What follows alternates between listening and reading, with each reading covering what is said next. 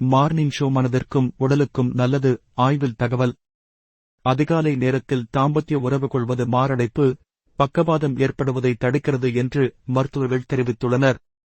காலை நேரத்திய உறவு உணர்வு ரீதியாக மட்டுமல்ல உடல் ரீதியாகவும் நல்லது என்றும் மருத்துவர்கள் சான்றிதழ் அளித்துள்ளனர். அதிகாலை நேரம் ஜன்னல் வழியே ஊடுருவும் தென்றல், அருகில் கண்மூடி படுத்திருக்கும் துணையின் நிலை இதனை கண்டால் காலை நேரத்தில் காதல் உணர்வுகள் கிளர்ந்தெழும். காலையில வேற வேலையில்லையா என்று செல்லமாய் உங்கள் துணை கோபித்துக் கொண்டாலும் அதையே சம்மதமாக எடுத்து சந்தோஷமாக காரியத்தை முடித்து விடுவார்கள். ஆண்களில் பெரும்பாலானோருக்கும் காலை நேர உணர்வு எழுவது சகஜம். ஆனால் பெரும்பாலான பெண்களுக்கு காலை உறவில் நாட்டம் ஏற்படுவதில்லை.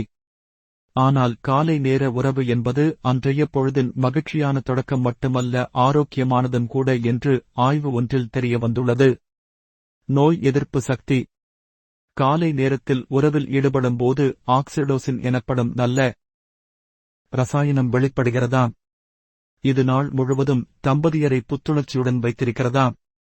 தொடர்ந்து காலை நேர உறவில் ஈடுபடுவது மனதிற்கு அமைதியை ஏற்படுத்துவதோடு உடலின் நோய் எதிர்ப்பு சக்தியை அதிகரிக்கிறதாம்.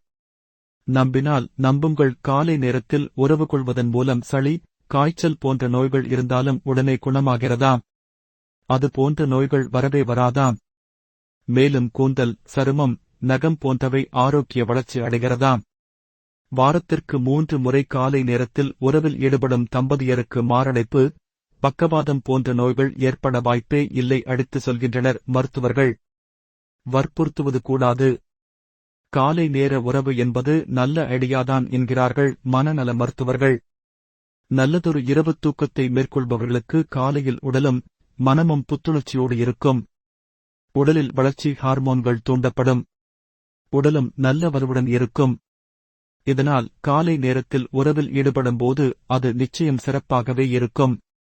அதே சமயம் பெண்களும் நல்ல மூடில் இருக்கும் போது மட்டுமே ஆண்கள் காலை நேர உறவுக்கு முயற்சிக்கலாம். மாறாக வற்புறுத்துவது தவிர்க்கப்பட வேண்டும் என்கிறார்கள் அவர்கள். மென்மையை கையாளுங்கள். எந்த நேரமாக இருந்தால் என்ன, உறவுக்கு மிக முக்கியம் மென்மையான அணுகுமுறைதான்.